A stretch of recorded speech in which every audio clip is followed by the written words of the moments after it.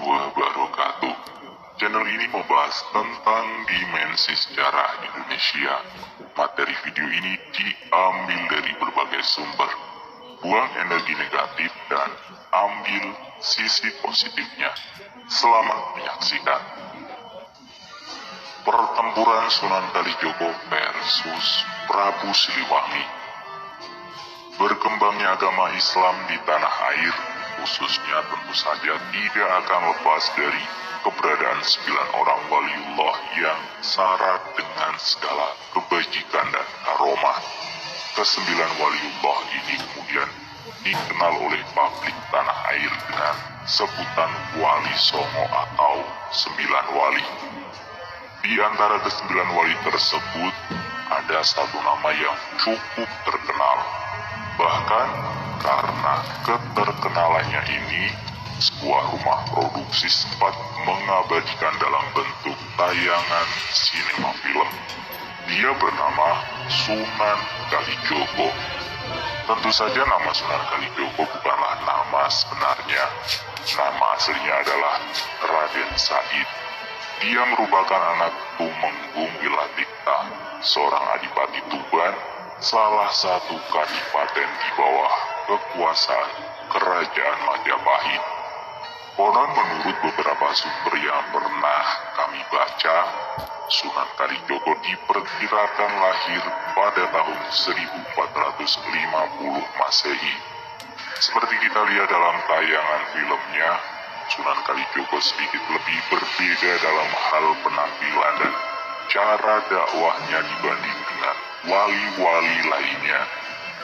Dalam kesehariannya, Sunan Kalijogo lebih sering mengenakan pakaian serba hitam dengan belangkon khas Jawa. Sementara dalam mengenalkan Islam kepada masyarakat, Sunan Kalijogo kerap memasukkan nilai-nilai Islam dalam tradisi atau budaya masyarakat lokal, seperti kesenian wayang dan lagu-lagu daerah. Sunan Kalijaga Muda. Diketahui dari beberapa sumber serta tayangan film yang pernah kami tonton, Sunan Kalijogo yang semasa mudanya bernama Raden Said pernah kedapatan mencuri barang hasil bumi yang tersimpan di gudang kadipaten. Tapi hasil curian tersebut bukan untuk dinikmati sendiri, melainkan dibagikannya terhadap warga yang kala itu tengah dilanda kekeringan seperti krisis kelaparan. Hal itu terpaksa dilakukan Raden Said karena keprihatinan beliau melihat kesengsaraan rakyat yang terbebani upeti tinggi saat musim kemarau. 1-2 kali mencuri, aksi Raden Said masih aman. Namun lama-kelamaan aksinya kepergok dan tertangkap oleh pasukan pengawal kadipaten. Kemudian diserahkan pada ayahnya, Tumenggung Wilatikta, dan beliau pun mendapat hukuman. Rupanya hal tadi tak membuat cerah dorongan hatinya untuk selalu ingin membantu meringankan kesengsaraan rakyat, membuat Raden Said nekat mencuri di rumah-rumah bangsawan. Tapi lagi-lagi perbuatannya itu ketahuan. Sebagai hukumannya, Raden Said pun akhirnya diusir dari kadipaten. Bertemu dan berguru pada Sunan Bonang. Dikisahkan dalam masa pengembaraannya, Raden Said bertemu dengan seorang pria tua yang tengah berjalan sendirian hanya dibantu dengan sebuah tongkat emas. Timbul dalam pikirannya Raden Said untuk merampok dan merebut tongkat emas milik pria tua tersebut.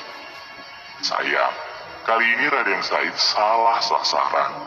Sebab yang dirampok itu bukanlah pria sembarangan. Dia adalah salah satu wali yang dituakan. Namanya Sunan Bonang. Terang saja, Raden Said tidak mampu berbuat banyak. Bahkan dia malah berbalik kagum setelah Sunan Bonang memperlihatkan karomahnya dengan mengubah buah aren menjadi emas. Dari sini Raden Said sadar untuk kemudian memohon untuk dijadikan murid Sunan Bonang. Dimohon menjadi gurunya, Sunan Bonang tak lantas mengiyakannya. Beliau ingin menguji dulu keteguhan dan keseriusan Raden Said.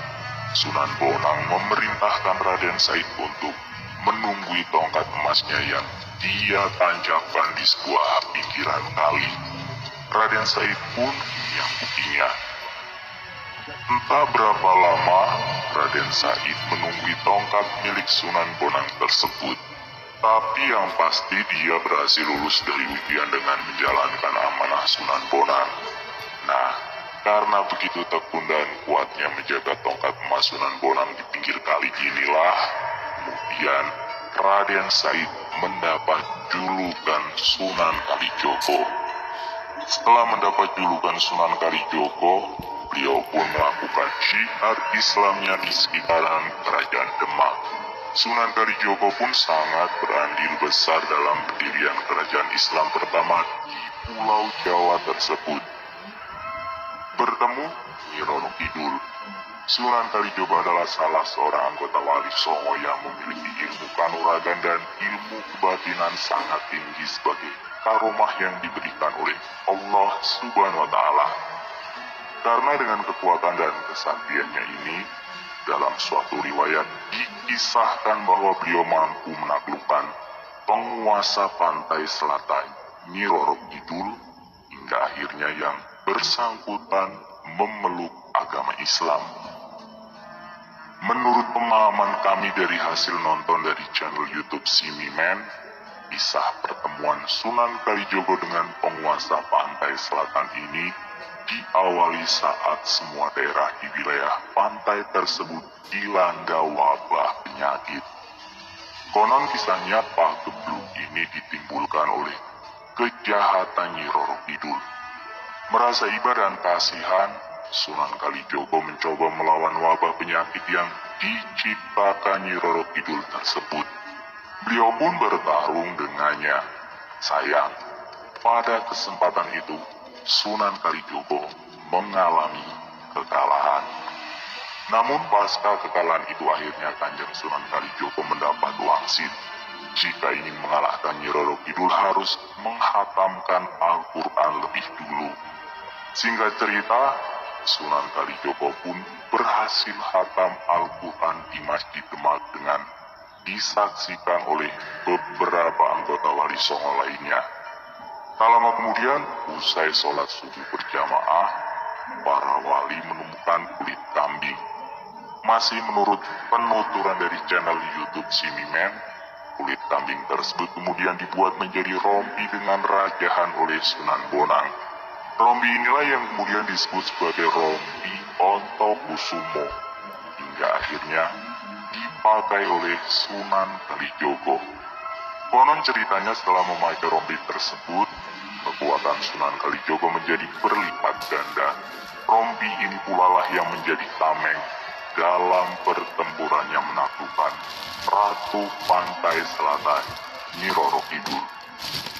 Namun versi lain mengisahkan bahwa pertemuan Sunan Kalijogo dengan Nyi Roro Kidul berawal dari sebuah peperangan antara Prabu Siliwangi dan Sunan Kalijogo sebagai utusan dari Sunan Gunung Jati. Peperangan terjadi karena Prabu Siliwangi yang merupakan Raja Pajajaran tidak menerima dirinya diislamkan oleh Sunan Gunung Jati. Dikutip dari Misteripedia.com, kala itu terjadi benturan amat hebat antara dua kepercayaan yang sama-sama kuat di masyarakat, yaitu Islam dan Hindu. Inilah yang menyebabkan perang saudara terjadi antara Prabu Siliwangi yang terkenal sakti mandraguna dengan pasukan dari Kerajaan Cirebon. Dalam peperangan itu diutuslah Pangeran Arya Kemuning, Dewi Nyimas Gandasari, serta Nyimas Roro Kencono untuk menaklukkan kesaktian Prabu Siliwangi. Namun gagal. Karena itu akhirnya Sunan Kalijogo diutus untuk menghadapi sang Prabu Siliwangi. Namun, lagi-lagi Cirebon kalah. Kisah Sunan Kalijogo dengan Nyi Roro Kidul atau yang bernama asli Dewi Nawangwulan pun berawal dari sini. Syahda sesungguhnya Dewi Nawangwulan merupakan anak dari Prabu Siliwangi dari istri keduanya, Ratu Palaga Inggris. Sunan Gunung Jati mendapatkan petunjuk atau ilafat bahwa menaklukkan Prabu Siliwangi hanya bisa dilakukan dengan menggunakan tombak Karera Reksa. Ini adalah tombak sakti milik Nyi Roro Kidul. Diutuslah Sunan Kalijogo untuk menemui Nyi Roro Kidul guna mendapatkan tombak sakti itu.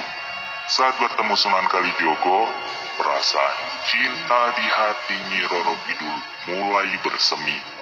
Rupanya sejak lama Nyi Roro Kidul menyimpan rasa cinta pada Sunan Kalijogo.